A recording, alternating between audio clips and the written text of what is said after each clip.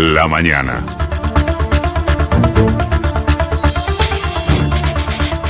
La cortina que nos está llevando de la mano al momento tan esperado de la columna de Fernando Borroni. Bueno, ayer Juntos por el Cambio se opuso a votar la ley de emergencia COVID. El oficialismo no logró construir el quórum, los 2/3 de la Cámara, por tanto no hubo ley. Una ley que, como bien sabemos, busca a través de parámetros epidemiológicos determinar las medidas de cuidado a tomar. En tiempo donde a diario tenemos más de 600 muertos promedio. O sea que la situación es más que complicada, más que dolorosa. La oposición no quiso votar esta ley y este hecho constituye un acto de irresponsabilidad más de tantos que se vienen sucediendo, que desnuda su profundo desprecio por la vida, sobre todo por la vida del otro.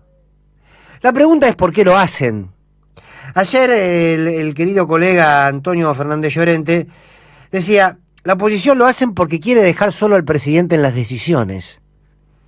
Y es cierto, la oposición quiere que la pandemia tenga un solo responsable, y que ese responsable sea, que ese culpable sea Alberto Fernández. Que sea él el que firme los decretos, que sea el único que ponga la cara, a sabiendas que el saldo de la pandemia siempre va a ser negativo. Ya es negativo. Por más extraordinaria gestión que se haya hecho en términos de vacuna, al principio en términos de cuidado, siempre va a ser negativo el saldo de la pandemia, porque se fueron miles y miles y miles de vidas, y se arruinaron miles de familias. Entonces, ante esto, la oposición quiere que el rostro de todo ese dolor, que el rostro de las restricciones que no le gustan a nadie, que el rostro de la crisis económica que generó la pandemia, sea únicamente el de Alberto Fernández. Ahora bien, tamaña irresponsabilidad no hacen otra cosa que empujarnos a la ley de la selva, que se salve quien pueda. En medio de todo esto, la semana pasada, diputados, senadores, Poder Legislativo, acordó un aumento del 40% de su salario. Y esto generó crítica en muchísimos sectores de la sociedad, sobre todo también en algún sector del periodismo, porque dicen que la política, entre comillas, no puede aumentarse los sueldos un 40%. Y en realidad lo dicen en un proceso de estigmatización, de menosprecio por la política, de persecución para con la política. Y lo reducen ante este aumento de salario.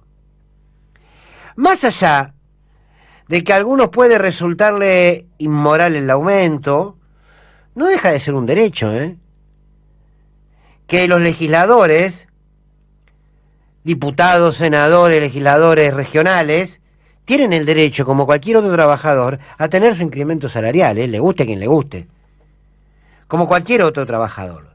Creer que no lo merecen por el simple hecho de dedicarse a la política es aceptar el discurso de la antipolítica, que solo le hace el juego a los que no es que buscan que el Estado tenga más dinero en sus arcas y le pague menos a los políticos. No, lo que buscan es que desprecie la política. Ahora, ustedes se preguntarán, ¿por qué toco estos dos temas? El de una oposición que no da los votos suficientes, las bancas suficientes para llevar adelante una ley de cuidado, la emergencia de COVID y el aumento y el enojo de algunos por el aumento salarial de los legisladores. Porque es increíble que una porción importante de la sociedad repudie más el aumento de un sueldo a un diputado, lo repudie mucho más que aquellos diputados que no se sientan a votar una ley que defiende la vida, que defiende la familia. Es realmente increíble.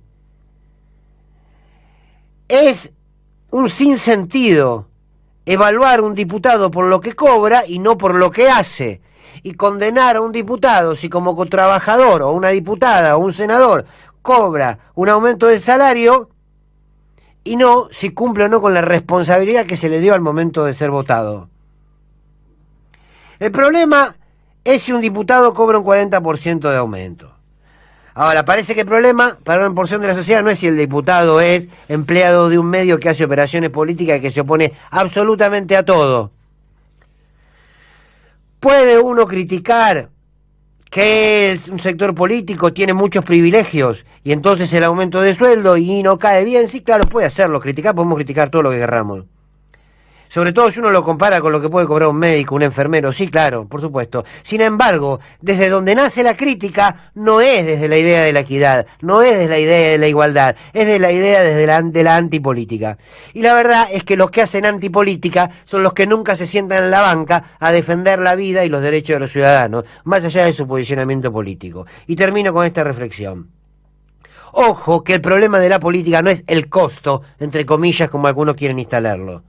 El problema de la política son aquellos que hacen de la política un laburo de lobistas, un laburo de operadores, y les puedo asegurar que no es que cobren un 40% más, cobran muchísimo más, pero no tenemos la más pálida idea de dónde viene ese dinero y en qué cuentas en el exterior la tienen. Si no, pregúntenle a Pfizer. La columna de Fernando Borroni.